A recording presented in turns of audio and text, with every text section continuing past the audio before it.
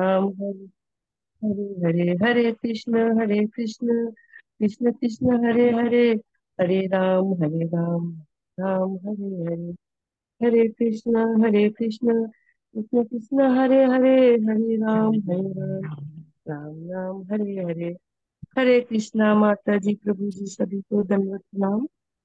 Hare Krishna. Thank you so much Renu Hare Krishna. Agnihotri माता जी।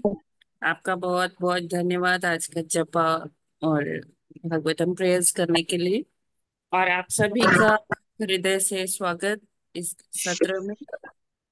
हरे कृष्णा, हरे दंडवत प्रणाम माता कृष्णा। जी। हरे दंडवत कृष्णा प्रणाम माता जी, सभी को। दंडवत हरे प्रणाम। कृष्णा, दंडवत प्रणाम माता जी। हरे कृष्णा, सभी को दंडवत प्रणाम। हरे कृष्णा सभी को दंडवत प्रणाम।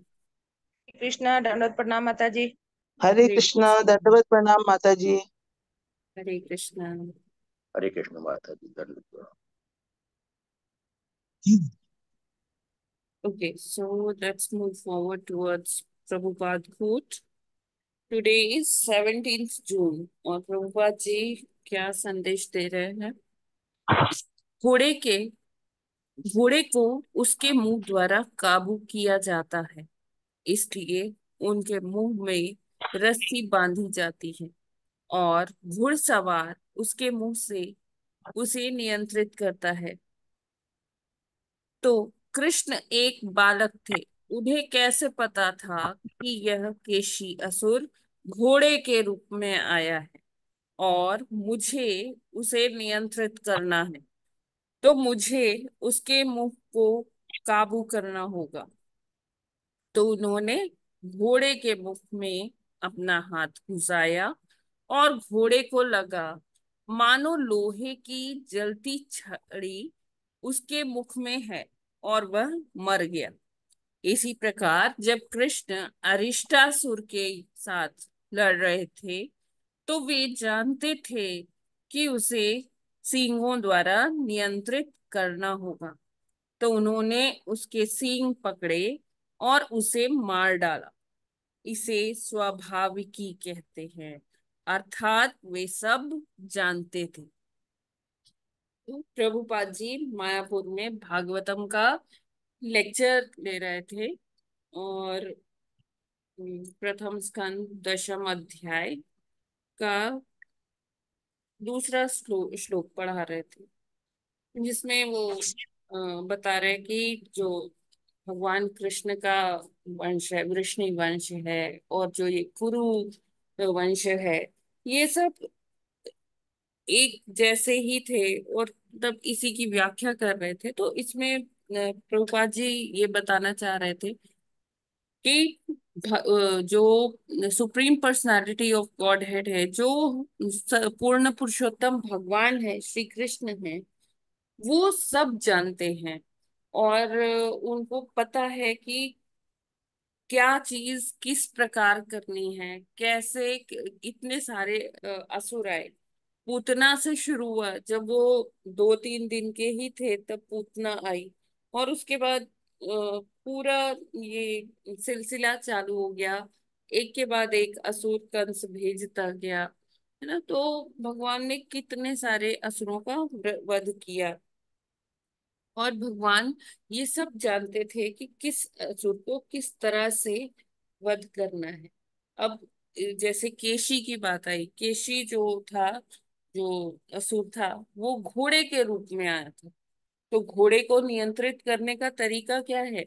उसकी लगाम उसके गले में होती है और मतलब उसके एक रस्सी उसके मुख को कंट्रोल करती रहती है। और उसी से घोड़ा रुकता है, उसी से घोड़े को आगे और स्पीड बढ़ानी हो तो जो घुड़सवार होता है उसके मुख से ही उसको कंट्रोल करता है।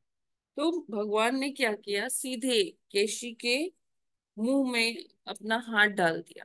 और केशी को ऐसा प्रतीत हुआ कि उसके मुंह में लोहे की गर्म छड़ डाल दी गई है और वो वहीं पर मर गया इससे। और जब अरिष्टासुर आया, अरिष्टासुर के साथ भी भगवान लड़ रहे थे और उसको सींगों से, जैसे बैल होता है ना, जो तो उसको उसके सींगों से कंट्रोल करते हैं। तो भगवान जी को पता था अरिष्टासुर है, इसको मुझे सिंह से ही कंट्रोल करना पड़ेगा। अभी ये सब कृष्ण को कैसे पता? ये उनके लिए बड़ा ही नेचुरल था कि उनको ये सारा ज्ञान था। जैसे एक छोटा बालक होता है, तो उस वो भी जैसे अब उसे पता होता है कि जब तक मैं रोऊंगा नहीं तब तक माता मुझे दूध नहीं देगी। तो ये सारी चीज क्या है, स्वाभाविक ही है। तो जब हम में थोड़ा थोड़ा ऐसा गुण है, तो भगवान तो पूर्ण पुरुषोत्तम भगवान है। वो तो सारा कुछ जानते हैं, अगला पिछला, हमारे बारे में, अपने बारे में, अपनी शक्तियों के बारे में। तो वो क्या करते हैं, वो कोई भी कार्य करते हैं तो वो उनके लिए बड़ा ही स्वाभाविक है, बड़ा ही नेचुरल है कि उनको पता होता है कि किस कार्य को किस प्रकार करना है। जैसे हम भगवान के बारे में सोचते, मतलब पढ़ते हैं, सुनते हैं, तो भगवान जी चाहते तो जरासंध को अपने आप ही मतलब एक इशारे से ही खत्म कर देते। लेकिन भगवान जी ने क्या किया, जरासंध के साथ 17 बार युद्ध किया, और उसके बाद मथुरा छोड़ के ही चले गए, और उन्होंने अपना एक नाम स्वीकार किया, रणछोड़, है ना। और वो चाहते तो जरासंध को ऐसे ही मार सकते थे, लेकिन उनको लीला करनी थी, उनको भीम को वो श्रेय प्रदान करना था। तो उन्होंने जरासंध को खुद नहीं मारा। तो हम देखते हैं कि ऐसे ऐसे कितने कार्य हैं जो हम देखते हैं कि हाँ, भगवान हर चीज को बहुत परफेक्टली करते हैं। एक परफेक्शन के साथ मतलब भगवान ऐसा करते हैं, और उसके पीछे जो है उनकी लीला होती है। तो ये सारा कुछ जो है, जो भी ये सृष्टि में हो रहा है, जो भी है, बहुत स्वाभाविक है भगवान जी के लिए। और क्योंकि वो सब जानते हैं, उनसे कुछ छुपा हुआ नहीं है। चाहे हम कितने कितने जो जन्म लिए हैं, हमारा हर एक का जन्म, उसमें हम क्या करके आए हैं, क्या कर्म करके आए हैं, आगे हमारा क्या गति होने वाली है, वो सब भगवान जानते हैं, और एक एक के बारे में जानते हैं, है ना। इतने सारे जो जीवात्माएं हैं, उनके कितने पुराने पुराने जन्मों के बारे में सब उनको ज्ञात है, उनको विस्मृति नहीं होती है। तो यही संदेश मायापुर में प्रभुपाद जी ने दिया आज के दिन का। जगत गुरु श्रील प्रभुपाद की जय। हरे कृष्णा। हरे कृष्ण। हरे कृष्ण। हरे कृष्ण माता जी। भगवान जी सब जी। जानते हैं कि हम पिछले जन्मों में हमारा क्या था, अगले जन्मों में क्या होगा, क्या गति किसकी पहले थी, क्या बाद में होगी, जी जैसे कि असुरों के जानते थे। लेकिन माता जी, ये जो एक शब्द आया ना कि भगवान कि ये कृष्ण वंश और कुरु वंश एक से थे, इसका क्या मतलब हुआ? क्या अलग क्या? अलग थे ना, कि कृष्ण वंश और कुरु वंश एक नहीं, से थे। प्रभुपाद जी एक एग्जाम्पल दे रहे थे कि जैसे जो बांस के पेड़ होते हैं ना, बैम्बू, वो हाँ एक माता साथ जी। झुंड में उगते हैं। एक उगता है तो उसी के साथ दूसरे, दूसरे, तीसरा, चौथा अपने आप उग जाता है ना। वो एक जंगल अच्छा। सा बन जाता है बांस का। तो उसी ठीक है। प्रकार ये वंश जो हैं, वो सब एक ही उससे निकले थे। चाहे वो कुरु वंश हो, वृष्णि वंश हो, या कह लीजिए यदु वंश जिसको कहा जाता है भगवान जी का, है ना। तो वो सब एक ही थे, और उसमें ये सारे जो है अलग अलग बांस के प्रकार से निकले थे, अलग अलग वंश थे वो सारे एक में, चंद्रवंशी कहते हैं ना। अच्छा ठीक है, चंद्रवंशी जी। थे सब, हाँ अपनी अपनी गति के हिसाब से हाँ। जी अलग जी अलग जी तरह के थे। जी ठीक जी। है माता जी, हरे कृष्ण।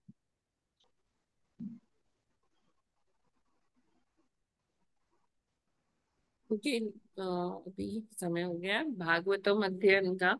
तो कल हम लोगों ने तृतीय स्कंद का 9वें अध्याय का 8वां श्लोक पढ़ा था प्रभु जी के मुखारविंद से। तो उसमें ब्रह्मा जी बताते हैं कि लोग कितना कष्ट झेलते हैं, और उनको मतलब ब्रह्मा जी को देखकर ये दुख होता है कि कैसे लोग कष्ट झेल रहे हैं, लेकिन वो फिर भी जो है माया के प्रभाव में बंधे हुए हैं, है ना। तो उसी को वो आगे कंटिन्यू करते हुए 9वां श्लोक भी बोलते हैं। तो माता जी पढ़ेंगे। जी माता जी, एक सेकंड। हाँ, 9वां श्लोक है ना। 9वां श्लोक। यावत् पृथक्त्वमिदमात्मन इन्द्रियार्थ माया बलं भगवतो जनीश पश्येत् तावन् संसृतिरसौ प्रतिसंक्रमेत व्यर्थापि दुःख निवहं वहति क्रियार्था। हरे कृष्णा। हरे कृष्ण। यावत् पृथक्त्वमिदमात्मन् इन्द्रियार्थ माया बलं भगवतो जनैः पश्येत् तावन् संसति रसो प्रति संक्रमेत व्यर्थापि दुःख निवहं वहति क्रियार्थ। हरे कृष्ण। हरे कृष्णा। सबको दंडवत प्रणाम। माता जी दंडवत प्रणाम। यावत् प्रखत्वम् इदम् आत्मन इन्द्रियार्थ माया बलं भगवत जनः ईश पश्येत् तावन् संसृतिरसो प्रतिसंक्रमेत व्यर्थापि दुःख निवहं वहति क्रियार्था। हरे कृष्ण। हरे कृष्ण। यावत् पार्थक्त्वामिदमात्मना इन्द्रियार्थ मायाबलं भगवतो जन ईश पश्येत् तावत्र संसितिरसो प्रतिसंक्रमेत व्यर्थ व्यथार्पी दुख निवहम वहति क्रियार्थ। हरे कृष्ण। हरे हरे कृष्णा। कृष्णा। या- यावत् पृथक्त्वमिदमात्मना इन्द्रियार्थ महाबलं भगवतो जन ईश पश्यते तावन् संसृतिरसो प्रतिसंमेत व्यर्थापि दुःख निवहं वहन्ति क्रियार्थार्थ। हरे कृष्ण। हरे कृष्णा। यावत् प्रियत्वमिदमात्मन् इन्द्रियार्थं माया बलं भगवतो जन स्पश्येत् तावन् संसृतिरसो प्रतिसंक्रमेत यर्थापि दुःख निवहं वहति क्रियार्थाम्। हरे कृष्णा। हरे कृष्णा। यावत् पृथक्मिदमात्मन इन्द्रियार्थ माया बलं भगवतो जन ईश पश्येत् तावन्न संसृतिरस्यो रसौ रति संकमेत व्यर्थापि दुःख निवहं वहति क्रियार्था। हरे कृष्णा। हरे कृष्णा। हरे कृष्णा। यावत् पृथक्त्वमिदमात्मन इन्द्रियार्थ माया बलं भगवतो जन ईश पश्येत् तावन् संसरति रसोऽपि संक्रमेत व्यर्थापि दुःखनिवहं क्रियार्थ। हरे हरे कृष्णा। कृष्ण। यावत् पृथक्त्वम् इदम् आत्मनेन्द्रियार्थ माया बलं भगवतो जनीष पश्येत् तावन् संसृतिरसो प्रति संक्रमेत व्यर्थपि निव्यहं दहति क्रियार्थ। हरे कृष्णा। हरे कृष्णा। यावत् पृथक्त्वम् इदम् आत्मनः इन्द्रियार्थ माया बलं भगवतो जन ईश पश्येत् तावत् न संसृति असो प्रतिसंक्रमेत व्यर्थापि दुःख निवम वहति क्रियार्था। हरे कृष्ण माता जी दंडवत प्रणाम। प्रभु जी दंडवत। सभी को दंडवत प्रणाम। हरे कृष्णा। सभी को दंडवत प्रणाम। यावत् पृथक्त्वामिदमात्मनः इन्द्रियार्थ माया बलं भगवतो जन ईश पश्येत तावन्न संसृतिरिसौ प्रतिसंक्रमेत व्यर्थापि दुःख निवहं वहति क्रियायर्था। हरे कृष्णा। हरे कृष्ण। यावत् पृथक्त्वमिदमात्मन इंद्रियार्थ माया बलम भगवतो जन ईश पश्येत तावन् संसृतिरसौ प्रतिसंक्रमेत व्यर्थापि दुःख निवहं वहति क्रियार्था। हरे कृष्ण। हरे कृष्णा।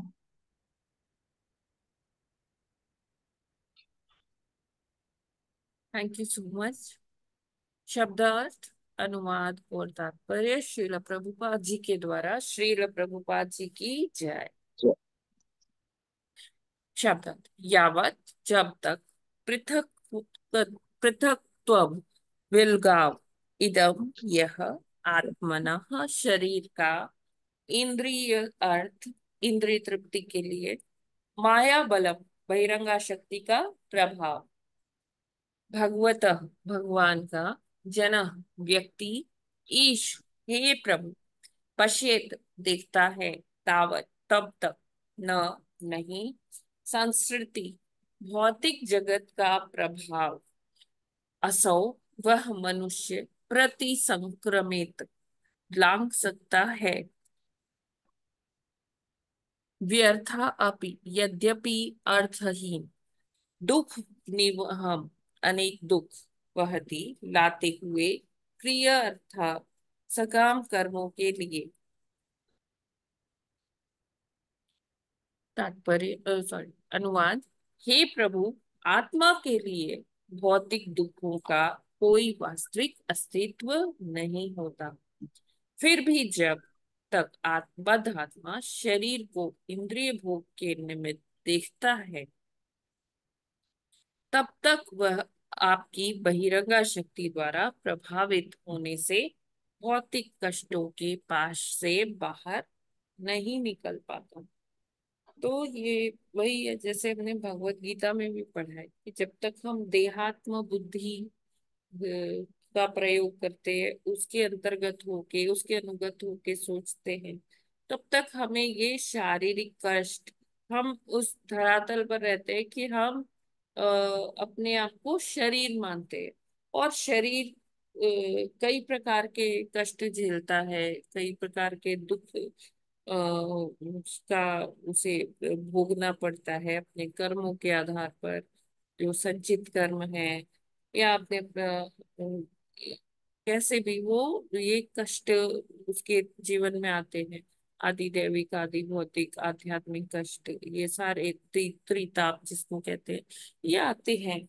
और लेकिन जब जब वो अपने आप को इस धरातल पर ले आता है कि वो अपने आप को अनुभूति कर सकता है, देख सकता है आत्म के वो ये शरीर नहीं है, वो आत्मा है, तब उनको ऐसे व्यक्ति को, या कह लीजिए जो वो शुद्ध भक्त है, जो अपने आप को आत्मा का स्वरूप में देख रहे हैं, है ना, कृष्ण के दास के रूप में देख रहे हैं, तो फिर उनको ये कष्ट के लेवल से वो ऊपर उठ जाते। फिर ऐसा नहीं है कि कष्ट नहीं आते, कष्ट आते हैं, है ना, भक्तों को भी कष्ट आते हैं, लेकिन उनको उस कष्ट को कैसे हैंडल करना है ये भी आ जाता है नेचुरली, उनको ये समझ में आ जाता है, क्योंकि वो उस धरातल पर ही नहीं है कि कष्ट उनको प्रभावित कर पाए, और वो किस तरह से उसको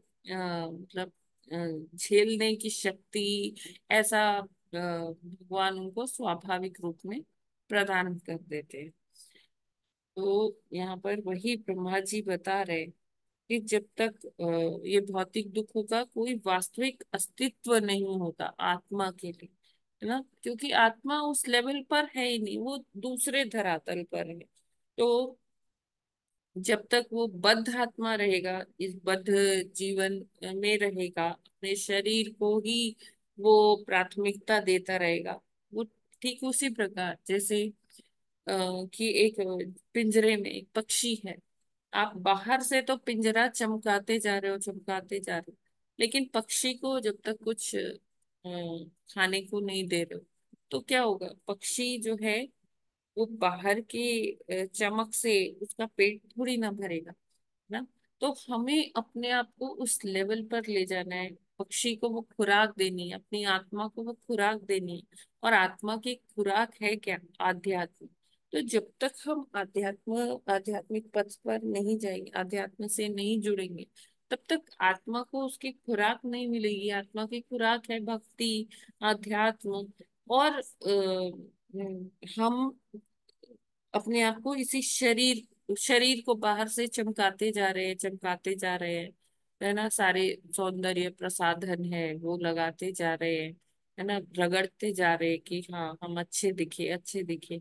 लेकिन जो अंदर, जो हम स्वयं हैं, वो तो घुट रहा है, क्योंकि उसको खुराक नहीं मिल रही है, अपनी डाइट नहीं मिल रही है। और उसकी डाइट ये सारा कुछ नहीं है कि शरीर को चमकाते रहिए, शरीर को अच्छे से सारा इंद्रिय तृप्ति करवाते रहिए। तो उसमें आत्मा जो है वो थोड़ा, जिसे कहते हैं आत्मा तड़पती है, आत्मा को वो थर्स्ट है, आत्मा को वो तृष्णा है आध्यात्म की। तो जब तक हम उसे वो नहीं देंगे तो हम उस अस्तित्व, मतलब भगवान, भगवत प्राप्ति तो दूर है, हमें ये भौतिकता भी सताते रहेंगे। हम उसी चक्रव्यूह में घूमते रहेंगे। वो जो एक विषय सर्कल है, जन्म मृत्यु जरा व्याधि, इसी कुचक्र में हम घूमते रहेंगे, घूमते रहेंगे। क्यों? क्योंकि हम अपनी देहात्म बुद्धि से अपने आप को क्या मान रहे हैं? शरीर मान रहे हैं, है ना। और इस शरीर को ही तुष्ट करने के लिए, अपनी इंद्रियों को तुष्ट करने के लिए अपने जीवन में अथक प्रयास कर रहे हैं, इतना इतना श्रम कर रहे हैं कि किसी तरह अपने आप को सुख दे पाए। और ये भूल जाते हैं कि ये जो सुख है वो कैसा है? वो टेम्परेरी है, क्षण भंगुर है। और ब्रह्मा जी ये श्लोक बोलते हैं, तो स्तुति कर रहे हैं भगवान की। तो कहते हैं कि जो मनुष्य है वह आपकी बहिरंगा शक्ति द्वारा, उसके बहिरंगा शक्ति के इन्फ्लुएंस में प्रभावित है। और इस भौतिक कष्टों के जाल से वो बाहर नहीं निकल पाता है। ये माया ने उसको अपने पाश में बांध रखा है। तात्पर्य पढ़ते हैं। भौतिक जगत में जीव का सारा कष्ट यह है कि उसे जीवन के स्वतंत्र होने की धारणा है। तो अब देखिए, जहां तक स्वतंत्रता की बात, आप अपने ऊपर ही ये समझने का प्रयास कीजिए कि हम हमेशा स्वतंत्रता चाहते हैं। आजकल क्या है, न्यूक्लियर फैमिलीज हो गई है। ये मतलब जो जॉइंट फैमिलीज है, अब वो बहुत ही कम देखने को मिलती है। सब लोग इंडिपेंडेंस चाहते हैं, स्वतंत्रता चाहते हैं कि बस घर में क्या 3 से 4 लोग हों, बच्चे, पति पत्नी, बस उसी में।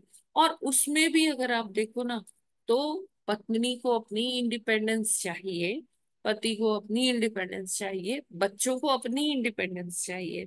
सभी स्वतंत्रता की बात करते हैं। अभी इतना छोटा परिवार हो गया, फिर भी उसमें सबको अपनी अलग अलग स्पेस चाहिए, सबको अपना अलग अलग स्वतंत्रता चाहिए। जबकि जैसे जो जॉइंट फैमिलीज होते थे, जॉइंट फैमिलीज का भी एक मतलब, पहले जो सोशल फैब्रिक था वो ऐसा था कि उसमें सारा पूरा बड़ा सा परिवार रहता था और सारे सुख दुख एक साथ सब मिलकर बांटते थे, है ना।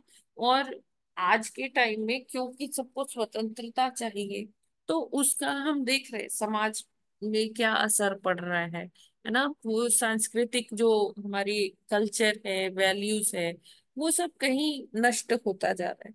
क्योंकि अभी बच्चे जो है केवल माता पिता से जुड़े हुए, फैमिली में 3 4 5 मैक्सिमम लोग हैं, तो माता पिता कितना समय देंगे बच्चों को। उनको बाहर भी जाना है, आजीविका के लिए भी धन कमाना है, पालन पोषण करना है, तो वो कितना समय देंगे। अभी दादी दादा बच्चों के साथ में नहीं होते, तो ऐसे आधा टाइम तो बच्चे अपने दादा दादी, चाचा चाची, ताऊ बुआ इनके साथ निकाल लेते थे, और सबसे वो सीखते थे, वो वैल्यूज आती थी बच्चों के अंदर। अभी क्योंकि बच्चों को भी आज अपनी स्वतंत्रता चाहिए कि मुझे डिस्टर्ब मत करो, मुझे अलग रूम दे दो। अभी क्या हो गया, फैमिलीज तो छोटी हो गई, लेकिन सबके अपने अपने रूम्स हैं, सब बड़ा घर है, तो उसमें क्या है, सबको अपना स्पेस चाहिए। मेरा एक डेडिकेटेड रूम होना चाहिए, है ना। पति को अपना स्पेस चाहिए कि मुझे डिस्टर्ब ना करो, पत्नी को अपना स्पेस चाहिए। तो यही कारण है कि हम लोग और सोशल इवल्स के चक्कर में पड़ते जा रहे हैं। और हम जितना ये स्वतंत्रता को लेकर जितना हमारे अंदर ये होगा, ये धारणा होगा, ये कॉन्सेप्ट होगा इंडिपेंडेंस का, उतना ही कहीं ना कहीं हम देखिए, जब संघ में होते तो अच्छे विचार हमारे अंदर आते। जब हम अकेलेपन में होते हैं तो वो छल कपट माया हम पर, हम एक मतलब बहुत प्रोन हो जाते हैं कि माया हम पर अपना अटैक कर पाए। और हमारा जो मन है वो बहुशाखा में, मतलब हमारे अंदर की जितने इच्छाएं हैं ना, बड़ी जागृत हो जाती है। तो इसीलिए कहते हैं कि अगर किसी को अपना मतलब किसी का सही में देखना हो कि एक व्यक्ति सतोगुण में है, रजोगुण में है या तमोगुण में, तो उसको तब वॉच करो जब वो अकेले में, मतलब हम अपने इंट्रोस्पेक्शन कर सकते हैं कि जब हम अकेले में है ना, तो हम क्या करते हैं, हम क्या सोचते हैं, कैसे क्रियाएं करते हैं, कैसे आचरण करते हैं।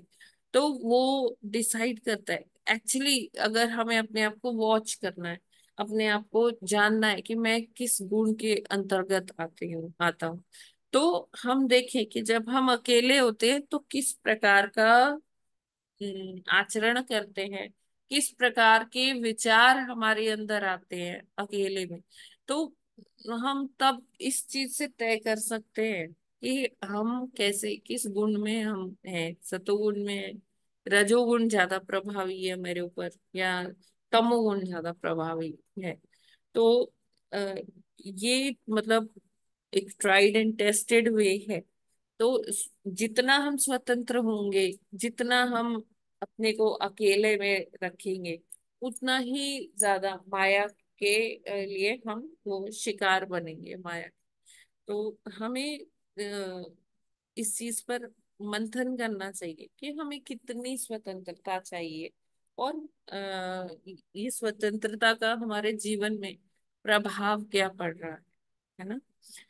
वह वह बद्ध तथा मुक्त दोनों ही दशाओं में सदैव परमेश्वर के नियमों पर आश्रित रहता है, किंतु बहिरंगा शक्ति के प्रभाव से बद्धात्मा अपने को परमेश्वर की प्रभुता से मुक्त स्वतंत्र मानता है।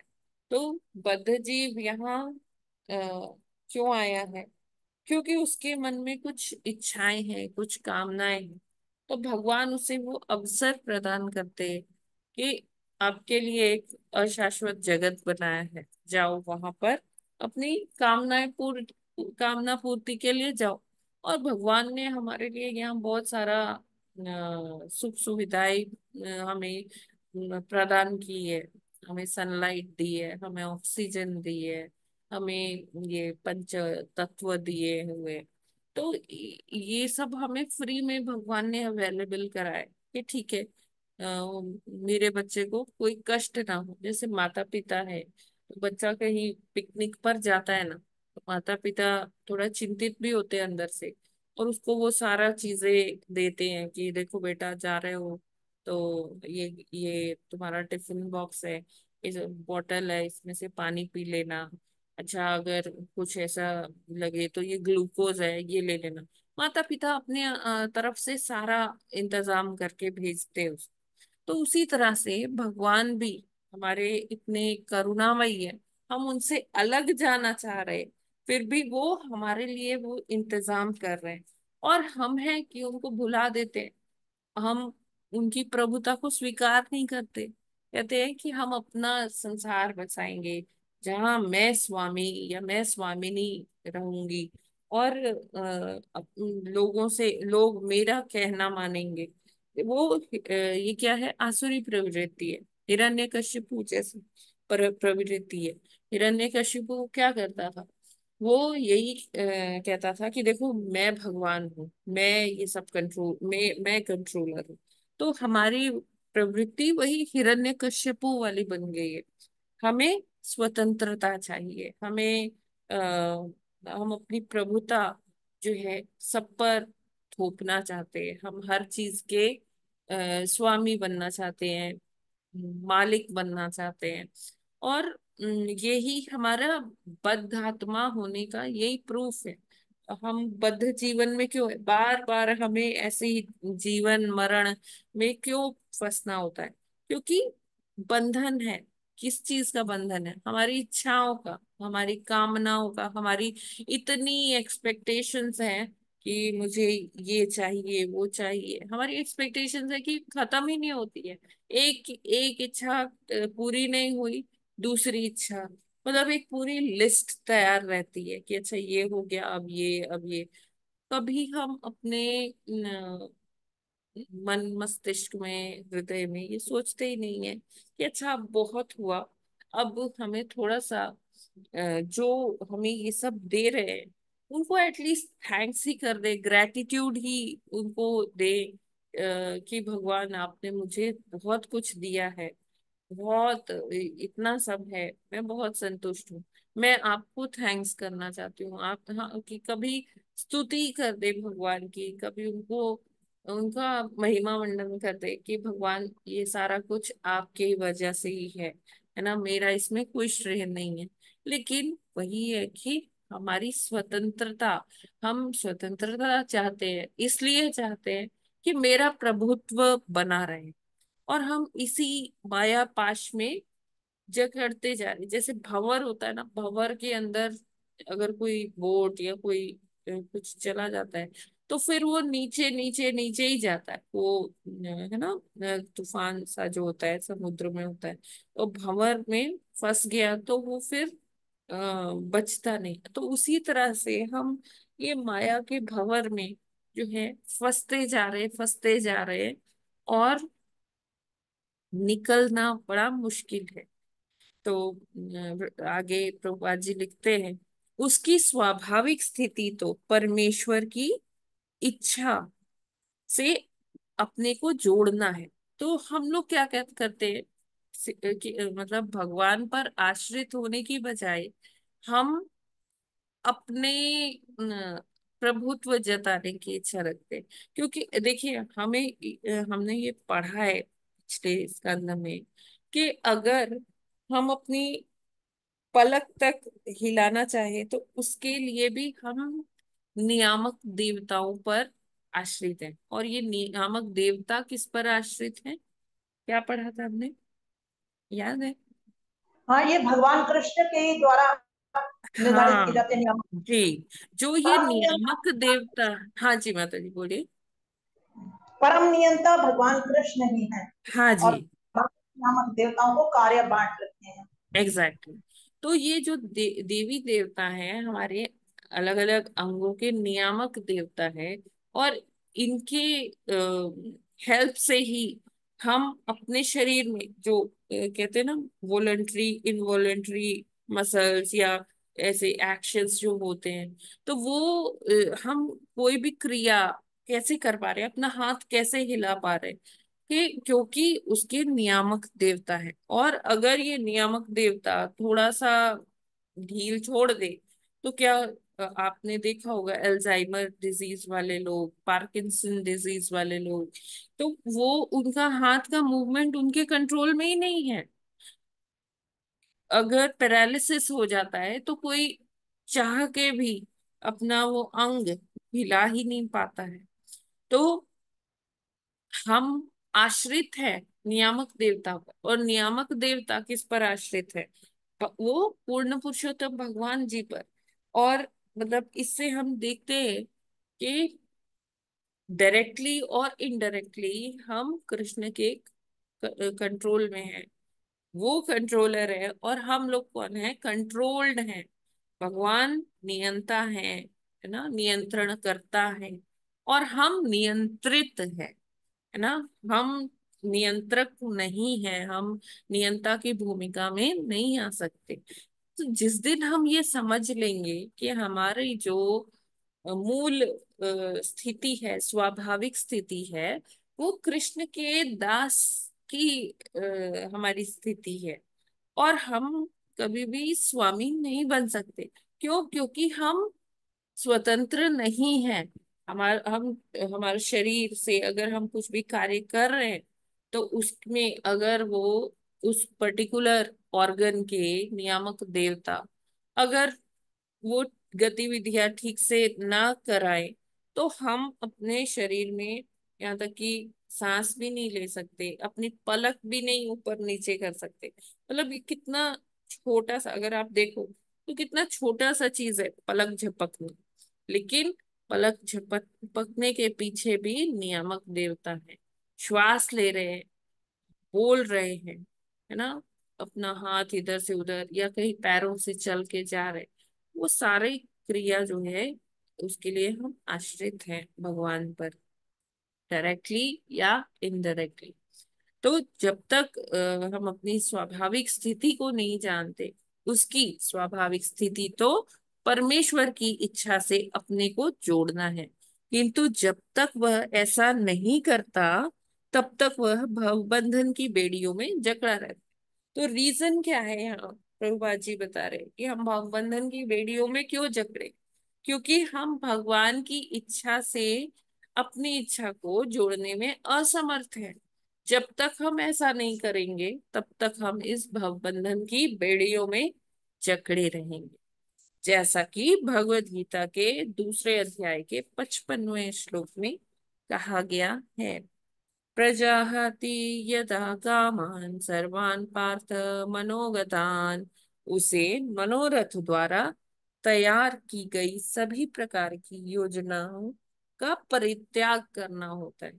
तो हमें अपना मनोरथ, अपना स्थिति कैसा तैयार करनी है कि हम अपनी जो हम 5 ईयर प्लान बनाते हैं, 10 ईयर प्लान बनाते हैं कि हाँ 5 साल बाद मैं ऐसे करूंगी, ऐसा करूंगी, इतना बैंक बैलेंस मेरा हो जाएगा, और आराम से मैंने ये घर बनवा रखा है, यहाँ पर आराम से मैं झूले पर बैठकर आनंद से अच्छी ठंडी ठंडी हवा आएगी, और मैं यहीं से सारा ऊपर से रूफटॉप से अवलोकन करता रहूंगा कि हाँ क्या चल रहा है। और सारी सुख सुविधाएं मैंने लगा दी है। अभी ये 5 साल में मुझे और ये कार्य करना है, 10 साल में मुझे ये कार्य करना है, इससे मुझे ये सुख प्राप्त। हम अपनी कितनी योजनाएं बनाते हैं, कितना इंश्योरेंस करवाते हैं, सब कराते हैं कि हाँ हमें कोई तकलीफ ना हो। लेकिन हम ये नहीं जानते हमारा जीवन, ये भौतिक जगत में जो हमारा जीवन ही है, यही सबसे बड़ी कष्ट, सबसे बड़ी तकलीफ तो ये जीवन ही है। तो जीव को अपने आप को परमेश्वर की इच्छा के साथ जोड़ना होता है, इससे भवपाश से निकलने में उसे सहायता मिलेगी। तो हमें क्या करना है? हमें हमारे अंदर देखिए परमात्मा क्षीरोदक्षाई विष्णु है ना, हम जानते हैं कि भगवान है, हमें शास्त्रों के माध्यम से, आचार्यों के माध्यम से ये पता चलता है ना, कि भगवान हर जीव में, हर कण कण में समाये हुए। तो हम अगर थोड़ा सा मेडिटेट करेंगे, भगवान के पवित्र नामों का जप करेंगे, तो हम समझ पाएंगे कि भगवान की क्या इच्छा है, वो परमेश्वर हमसे क्या चाहते हैं, है ना। और उनकी इच्छा को, इच्छा से अगर हम अपनी इच्छा जोड़ देते हैं, है ना, उनके अनुगत होके ही कार्य करते हैं, धर्म संगत कार्य ही करते हैं, और हमें पता है कि ये देखो, ये शाश्वत जगत नहीं है, और ना जो हम यहाँ संचय कर रहे हैं, लगे हुए हैं संपत्ति इकट्ठी करने में, वो भी शाश्वत नहीं है। तो हमारा मतलब ये ऐसा ये आत्ममंथन करना होगा हमें, कि हम कितना तक श्रम करें कि जो हमारे जीवन के लिए ठीक रहे, जिससे हम इस शरीर का पोषण कर पाए, अपने जो हमारे ऊपर आश्रित है, जो बच्चे हैं, परिवार है, उसको हम कर पाए, कि जिससे उन सब का पालन पोषण हो पाए। लेकिन वो संचय करने का कोई फायदा नहीं है, क्योंकि वो जो संचित धन है या संपत्ति है, वो हमारे साथ जाने वाली नहीं है। हमें फिर जो जो हम श्रम कर रहे हैं, उस इसके अलावा जो श्रम कर रहे हैं, वो क्या है? वो समय का अपव्यय है, प्रभुपाद जी कहते हैं। और वो जो कमाया हुआ धन है, वो उसमें जो टाइम जा रहा है, जो श्रम जा रहा है, उसके बाद क्या है? फिर हम कहते हैं अब मेरे अंदर इतनी शक्ति नहीं है कि मैं बैठ के जाप कर सकूं या शास्त्र पढ़ सकूं, अब बस मैं बहुत थक गई। तो हमें एक लिमिट सेट करना होगा कि कितना श्रम हमें करना है, कितना टाइम डिवोट करना है ये इस चीज के लिए, भौतिक चीजों के लिए, और कितना हमें टाइम डिवोट करना है आध्यात्म के लिए। बल्कि प्रभुपाद जी तो कहते हैं कि अगर हम कृष्ण भावना भावित हैं, तो जो हम भौतिक कार्य भी कर रहे हैं, वो कैसा होगा? कृष्ण भावना मृत में ही के अंतर्गत ही होगा। तो जो भी हम भौतिक कार्य कर रहे हैं, उसको हम भगवान से जोड़, भगवान को केंद्र में रखकर वो कार्य करें, तो वो भौतिक कार्य भी कैसा कार्य बन जाएगा? आध्यात्मिक कार्य बन जाएगा। और उससे हमें कोई बंधन भी नहीं लगेगा। क्यों? क्योंकि जो भी हम भौतिक कार्य कर रहे हैं, भगवान के निमित्त कर रहे हैं, भगवान की प्रसन्नता के लिए उसमें कर रहे हैं। तो भक्त देखने में दूर से लगता है कि वो भौतिक कार्यों में संलग्न है, लेकिन वो भक्त जो है, वो क्या कर रहा है? वो भगवान की प्रसन्नता के लिए ही वो कार्य कर रहा है ना। धन कमा रहा है, बाहर जॉब करने जा रहा है, श्रम करता है, तो लेकिन उसके मन में ये है कि हाँ, मैं धन कमाऊंगा तो उससे आधा हिस्सा मैं भगवान जी के सेवा में दूंगा, और आधे से क्या होगा? परिवार का भरण पोषण होगा। और परिवार का जो भरण पोषण हो रहा है, एक्चुअली वो भी भगवान के ही लिए हो रहा है। क्यों? क्योंकि भगवान ने ही ये हमें परिवार दिया है। और अगर हम उस परिवार को, बच्चों को, पूरे परिवार को भक्ति में लगा रहे हैं, भगवान का ही सेवक बना रहे हैं, तो वो भी तो जो हम भौतिक कार्य भी लग रहा है कि कर रहे हैं, अपने परिवार को पाल पोस रहे हैं, तो वो भी क्या है? वो भी आध्यात्मिक कार्य ही बन जाएगा। तो हमें गुरु की कृपा से, आचार्यों की कृपा से ये समझने का प्रयास करना चाहिए कि हमें कितना तक श्रम करना है, कितना अपना टाइम डिवोट करना है।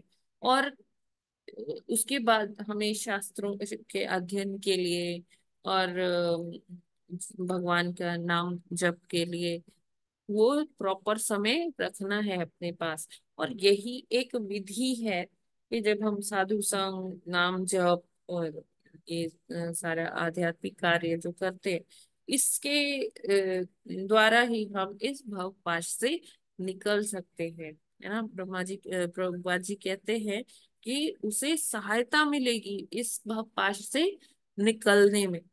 तो हमें अपनी मनोवृत्ति जो है वो कहाँ लगानी है? वो भगवान के चरणों में अपने मन को अर्पण करना है, जिससे कि वो सारी अवांछित जो वांछा है, जो कामना है, वो हमें डिस्टर्ब ना कर पाए, वो हमें इतना इन्फ्लुएंस ना कर पाए कि हम इसी भव सागर में ही घूमते रह जाए, बार बार जन्म, बार बार मरण, वही जरा, वही व्याधि, कष्ट झेल रहे हैं, झेल रहे हैं, झेल रहे हैं। और फिर भी हमें समझ में नहीं आता। देखिए, विडंबना तो ये है कि हर कोई वो कष्ट सह रहा है, लेकिन उसको ये नहीं पता कि हाँ ये कष्ट है। उसको लगता है हाँ मेरा यही जीवन है, यही संसार है, यही सब स्वाभाविक है। वो ये समझने का प्रयास ही नहीं करता कि ये हमारा परमानेंट रेजिडेंस नहीं है। यहाँ तो हम सुधार के लिए भेजे गए हैं, कि हम इम्प्रूवमेंट के लिए, जैसे कैदियों को जेल में रखा जाता है, उनसे वहां श्रम भी करवाया जाता है, उनको वहाँ शास्त्र भी पढ़ाए जाते हैं, कितने उनके पर्सनालिटी डेवलपमेंट कोर्स चलते हैं, और उनको एक तरह से सुधारने का प्रयास चलता है जेल में। तो हमें भी यहाँ ये जेल ही है, और हम सब इस जेल के कौन है? कैदी हैं। और माया देवी यहाँ की जेलर है, और वो हमें सिखा रही है कि यहाँ पर जो कष्ट दे रही है हमें, जो यात्रा दे रही है, तो वो किस लिए? जैसे जेल में टॉर्चर, टॉर्चर के गलत वर्ड होगा, जैसे जेल में पनिशमेंट होती है, तो वो हम पनिशमेंट ही झेल रहे हैं। और हमें समझना होगा कि यहाँ हमें अपने आप को हर दिन अपने से ही बेटर बनाना है। हमारा कंपटीशन खुद से ही है, और जो हम आज हैं, हमें अपने आप को कल आज से बेहतर बनाना होगा। तभी हम इस माया के पास से निकल पाएंगे। बेहतर कैसे बनाएंगे? ऐसा नहीं कि आज मेरे पास ये सुख नहीं है, आज मेरे पास ये छोटी गाड़ी है, मुझे बड़ी गाड़ी लेनी है, वो बेहतर नहीं बनाना है। वो तो हम और माया में पढ़ते जा रहे हैं। हमें अपने को आध्यात्मिक दृष्टि से ऊंचा उठाना है, हर दिन प्रयास करना है कि आज मैं और अच्छे से जप करूंगी, आज मैं और अच्छे से शास्त्र पढ़ूंगी। और क्वालिटी जप करना, अच्छे से शास्त्र पढ़ना, समझना उस चीज को गुरु के माध्यम से, तो उसी उससे ही क्या होगा कि हमें ये जो ये दावाग्नि है, ये जो दुखालय है, ये भौतिक संसार रूपी दुखालय है, इसमें से तभी हम बाहर जा पाएंगे जब हम हमारी इच्छा जो है, जो भौतिक इच्छा है, वो किधर डाइवर्ट हो जाएगी, आध्यात्मिक इच्छा की तरफ डाइवर्ट हो जाएगी। हरे कृष्णा। इसमें कोई प्रश्न या कोई टिप्पणी है क्या? हरि बोल। हरे कृष्णा। हम माता हरे कृष्ण। माता जी, माया के पास से निकलना है तो बहुत कठिन काम जी। हम जीवों के लिए, लेकिन सब आध्यात्मिक दृष्टि से जब उन्नत होते जाएंगे और भगवान का नाम जप और भक्तों और वैष्णवों का जब आश्रय लेंगे, तब कहीं संभव होगा कि माया के इस पास से निकलकर, क्योंकि आत्मा का मेन स्वरूप जो है भगवान की सेवा है। तो बहुत आसान नहीं है, लेकिन अपने प्रयत्नों के द्वारा भक्ति के मार्ग में और क्वालिटी के जप को और उसको बढ़ाते हुए इसमें उन्नति कर सकते हैं आध्यात्मिक की तरफ जाने के लिए। यस, क्योंकि एग्जैक्ट। आत्मा का माता जी खुराक ही है कि भगवान की तरफ जाने की। और हम जीवात्माओं में शरीर का जो है इंद्रियों की वजह से अलग है नेचर, तो इंद्रियों के पास से थोड़ा अलग करके और आत्मा का जो नेचर है भगवान की सेवा उस तरफ लगाएंगे, तो शायद उन्नति की तरफ थोड़ा धीरे धीरे करके बढ़ जा पाए, ज्यादा तेजी से ना भी बढ़ पाए। तो हरे कृष्ण। हाँ, हरे कृष्णा। हाँ, और ये अपनी इच्छाओं को भगवान की इच्छाओं से जोड़ना, जोड़ना। मतलब जो भी हम यस। कार्य करते हैं, भगवान की तुष्टि के लिए ही करना। तो इंद्रियों को भगवान की तरफ मोड़ देंगे, वो अपने आप सरल हो जाएगा ये सब कुछ। अब एग्जैक्टली। अन्यथा फिर यही भटकते रहेंगे ऐसी। अगर अपनी निध्यात्म बुद्धि से अपनी चलाएंगे और अपने स्वामित्व की कोशिश करेंगे और अपनी इच्छाओं की पूर्ति करते रहेंगे, तो यहीं रह जाएंगे फिर। यही। जी मैम। हाँ, हरे कृष्ण माता जी। और ये भी कि अब मतलब भगवान के साथ हम कैसे जुड़े हैं, तो कोई भी काम हम कर रहे हैं तो सर्विस भी कर रहे हैं, तो उस जो हम पैसा कमा रहे हैं उसमें से भगवान के लिए हिस्सा रखना। और बच्चों को जैसे हम आध्यात्मिक बना रहे हैं, उनमें भगवान के प्रति गुण पैदा कर रहे हैं, तो ये भी हमारा भगवान से जोड़ना भी होगा। जी जी और कर्तव्य से भी जुड़े रहेंगे और भगवान से भी जुड़े रहेंगे। मतलब इसका मतलब एग्जैक्टली। ये नहीं है कि हम कर्तव्य से विमुख हो जाएं, क्योंकि बच्चों को भगवत भक्ति में डालना, उनको वो भी हम ये इसका मतलब ये नहीं है कि हम परिवार नहीं बनाए या बच्चे पैदा नहीं करें, तो लेकिन बच्चों को हम इस दिशा में इस तरह से डालें, तो ये बिल्कुल भी मैम, बिल्कुल। जी माता जी। हरे कृष्णा माता जी। यस माता जी, हरे कृष्ण। जय श्री राधे कृष्ण। ये माया देवी भी तो भगवान परमेश्वर की ही भक्त होंगी, कान्हा जी की भक्त हाँ होंगी, जी। है ना? वो उन्हीं के। जब कोई भक्त, मतलब हम जैसा भक्त, जब हम्म। हम ध्यान में लगा रहे हैं या पूजा कर रहे हैं, ये माया देवी उसमें से उनको डाइवर्ट क्यों करते हो? रादर वो तो उनमें सहायता करनी चाहिए। देखिए, तो माया भक्त अभी देवी सेवा कर भगवान रही है भगवान की। माया देवी को ये सेवा मिली हुई है, और वो सेवा वो बहुत ही निष्ठा से कर रही है।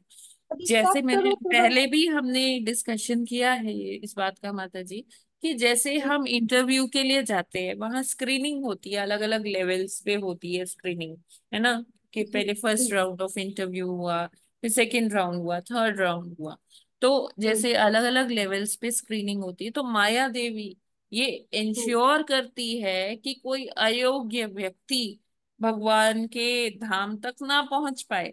पहले वो अपने शुद्धिकरण यहाँ करे, है ना? जब वो उसकी इच्छाएं जो है वो भगवान की इच्छा से ही जुड़ जाए, वो आध्यात्म में अच्छे लेवल पे आ जाए, तभी उसको वहां आध्यात्मिक जगत में प्रवेश मिले। तो माया देवी को ये भगवान ने सेवा दी है, तो वो सेवा वो पूरी निष्ठा से कर रही है। अब जैसे हम कोई मूवी देखते हैं, मूवी में कोई नेगेटिव रोल में है कोई लेडी, या कोई कह लीजिए कोई कोई भी एक्टर या एक्ट्रेस, तो जी वो उसको वो पात्र मिला है, वो बहुत अच्छे से, मतलब मूवी को सफल तभी माना जाएगा जब वो अच्छे से नेगेटिव रोल कर रहे हैं, वो विलेन जो होता है ना? अगर जी वो इतना अच्छे से नहीं कर पाता, वो एक्टिंग ही कर रहा है, लेकिन वो अगर अच्छे से नहीं कर पा रहा है, तो वो मूवी की सफलता में प्रश्न चिन्ह लग जाएगा कि नहीं? तो माया जी देवी भी हमें लगता है कि वो विलन है, लेकिन एक्चुअली वो अपनी सेवा कर रही है, वो अपना पात्र निभा रही है। अच्छा, नहीं वो थोड़ा हमें हेल्प कर देती तो हम लोगों को, जैसे हमारा डिस्ट्रैक्ट हो जाता है, हाँ, तो या शी फिर इज कभी हेल्पिंग अस माता जी, शी इज हेल्पिंग अस, क्योंकि वो हमको माया देवी हर दिन ये तो और बता डिस्ट्रैक्ट रही कर है कि देती है। देखो ये जगत तुम्हारे रहने के लिए नहीं है। तुम यहाँ पर एकदम अपना समझ के मत टिको, कोई भी यहाँ टिक नहीं पाया है। जी वो समझा रही है हमें, लेकिन हम समझना ही नहीं चाहते, जी है ना? और भक्तों ठीक है। पर माया देवी कोई प्रभाव नहीं डालती है। जी। भक्तों इसमें पर माता कहाँ जी, डालती? जो इसमें माता भक्ति में जी नहीं की है, तरह हो गया। वो माया देवी उन्हीं को कष्ट पहुंचाती है। हाँ। ठीक है जी सुप्रिया माता जी। जी जी जी माता जी जी। हरे कृष्ण तो माता शी जी। अरे इज हेल्पिंग अस, वो वैष्णवी है, माया देवी भी वैष्णवी है। तो मतलब ऐसा सोचना कि देखो वो हमारे कार्यों में दखल दे रही है, हमें और कष्ट पहुंच, वो इसीलिए कष्ट पहुंचा रही है कि हम ये समझें कि यहाँ पर तो कष्ट ही कष्ट है, मुझे यहाँ से निकलना है। मैं क्यों इतना धन कमाने में लगी हुई हूँ, रात दिन मेहनत क्यों कर रहा हूँ? ये सब कुछ है ही नहीं, ये तो क्षण भंगुर है। ठीक है जी ना? जो भी ये सारी चीजें, ये बस इंस्टेंटेनियस है, इसका कोई आगे मुझे कुछ भी नहीं मिलेगा, मेरे साथ कुछ भी नहीं जाएगा। तो जितना हम आध्यात्म की तरफ होंगे, उतना ही हम में क्या होगा, ये सब चीजों के प्रति वैराग्य आएगा। और जब इन सब चीजों के प्रति वैराग्य आएगा, तो अपने आप से हमें पता चलेगा कि ये संसार मेरे रहने योग्य नहीं है, मेरा तो जो गंतव्य है वो क्या है, अपने पिताजी का घर है। हम्म, ठीक है ना परम माता? पिता। हम्म, हरे हरे कृष्ण माता जी, बोलो कृष्ण। सुप्रिया माता जी क्लियर है ना? हाँ माता जी, हरे कृष्णा। जी। यस। हरे निर्मला माता जी, हरे कृष्ण। माता जी, माया देवी तो हमें समझाते हैं, लेकिन माया तो हमें जकड़ती नहीं है, लेकिन हमने ही उसे जकड़ कर पकड़ा हुआ है। हम ही हाँ, उसी को ये नहीं भी छोड़ना सही बात चाहते है, हैं। बिल्कुल है करेक्ट। ना माता जी? हाँ हम ही जी, नहीं हाँ जी। छोड़ना चाहते हैं उन्हें। हम ही तो नहीं माया। छोड़ना चाहते हैं। हाँ। हम माया के दास बने बैठे हैं। हाँ जी। और कृष्ण जब दास हम। होने का अपना जो स्वाभाविक हाँ जी। स्थिति है, हम भूले बैठे। बिल्कुल करेक्ट है माता हाँ। जी।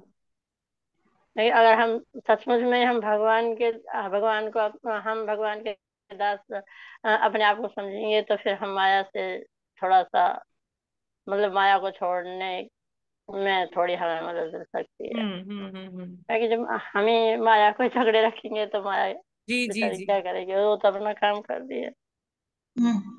हरे कृष्णा माता जी, ये इस दासत्व में भी ये दुख तो मिलते मिलते, तो मनुष्य को समझता नहीं है कि ये छोड़ना है, मुझे छोड़ना है यहाँ पर। ये नहीं सोचता, वो एग्जैक्टली। दासत्व के दुख भी भुगतता चला जाता है। तो वो तो इस जैसे जेल में कैदियों को सजा इसीलिए मिलती है, पनिशमेंट इसलिए ताकि वो सुधरे। तो यहाँ जी। पर माया देवी उसी तरह पनिशमेंट दे रही है, प्रताड़ना करनी, ताकि सुधरे तो सही, कम से कम दास कम हम्म, आगे जाए, अपनी उन्नति जी करें आगे। तब वरना तो नहीं तो निकलेंगे फिर हम यहाँ से। बिल्कुल तो, बिल्कुल। और कोई प्रश्न है क्या?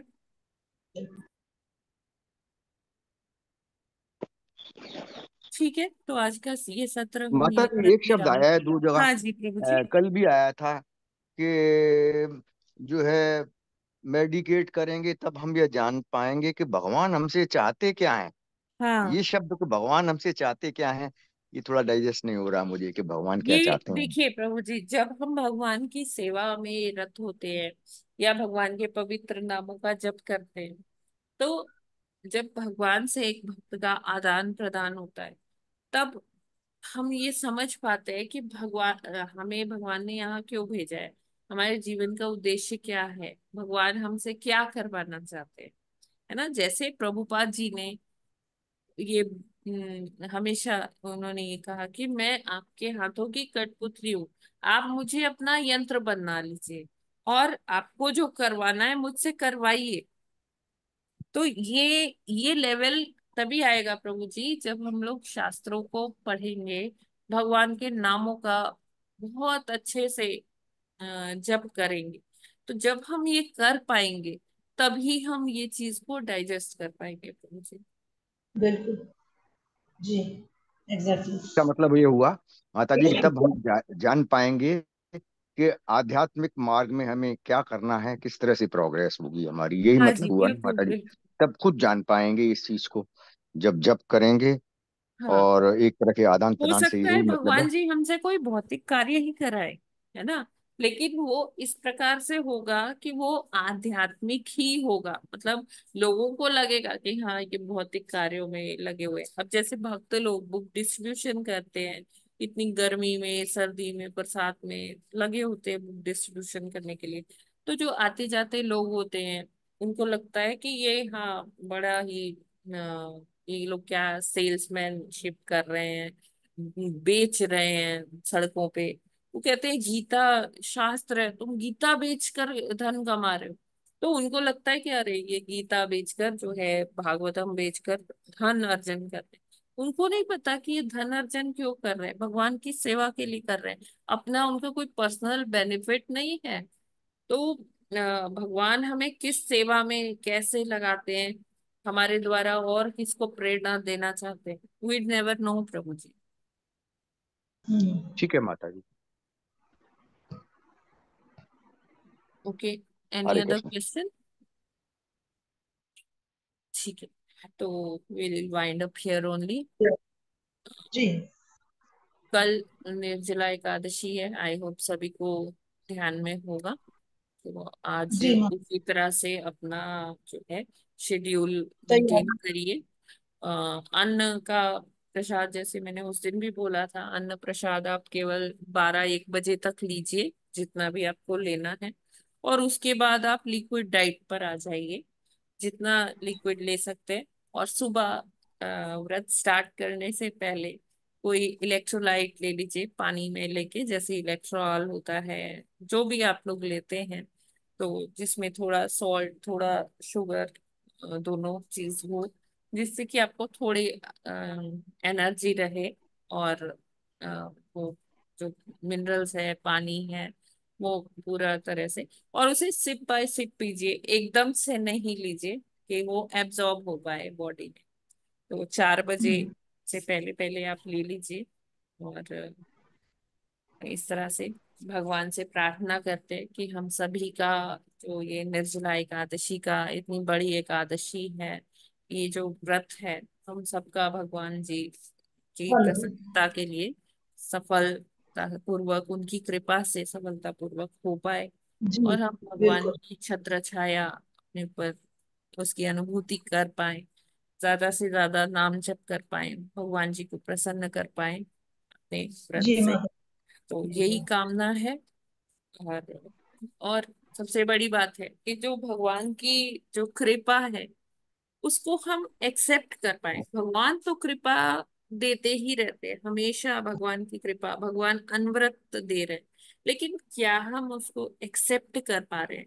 We have to be that capable, हमें उतना योग्य बनना होगा कि हम वो जो भगवान कृपा लुटा रहे हैं, अनवरत लुटा रहे हैं, वो कृपा को एक्सेप्ट करने के हम योग्य बन पाए, वो काबिलियत आ पाए। अब काबिलियत इन द सेंस कि ऐसा नहीं है कि कोई हमें डिग्री वगैरह लेनी है, नहीं, वो मतलब हम भगवान की कृपा को आत्मसात कर पाए, एक्सेप्ट कर पाए, अंगीकार कर पाए। हम क्या क्या है कि भगवान जो, तो वो तो दे ही रहे हैं, उसमें कोई रुकावट नहीं है, लेकिन हम एक्सेप्ट नहीं कर पा रहे। हमें भगवान ये क्षमता दे, हमें इस लायक बनाए कि हम उनकी कृपा को एक्सेप्ट कर पाए। हरे कृष्णा। इन्हीं शब्दों के साथ आज हम ये विराम करते हैं। और हरे कृष्ण। ग्रंथराज श्रीमद् भागवतम की जय। जगत जय। गुरु श्रील प्रभुपाद की जय। जय। नामाचार्य हरिदास ठाकुर की जय। की जय। जय अनंत कोटि वैष्णव भक्त वृंद की जय। की जय। जय वाञ्छा कल्पतरुभ्यश्च कृपा जय कृपा सिन्धुभ्यैव च पतितानां पतितानां पावनेभ्यो पावनेभ्यो वैष्णवेभ्यो नमो नमः। वैष्णवेभ्यो नमो नमः। हरे कृष्णा सभी माता जी, सभी प्रभु जी हरे हरे कृष्णा माता जी, प्रभु जी, कृष्ण हरे माता जी, प्रभु, दंड बहुत प्रणाम। धन्यवाद, प्रणाम। हरे कृष्णा सभी भक्तों